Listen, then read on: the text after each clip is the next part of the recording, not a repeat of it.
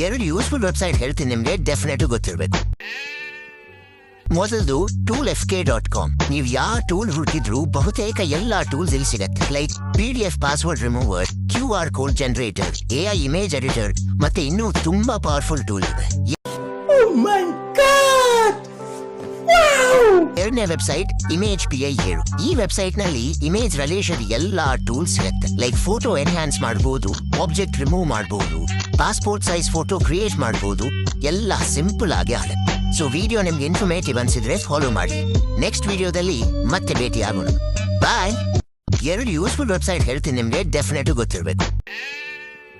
ಮೊದಲದು toolfk.com. ನೀವು ಯಾವ tool ಹುಡುಕಿದ್ರು ಬಹುತೇಕ ಎಲ್ಲಾ ಟೂಲ್ಸ್ ಇಲ್ಲಿ ಸಿಗತ್ತೆ. Like PDF password remover, QR code generator, AI image editor ಮತ್ತೆ ಇನ್ನೂ ತುಂಬಾ ಪವರ್ಫುಲ್ ಟೂಲ್ ಇದೆ.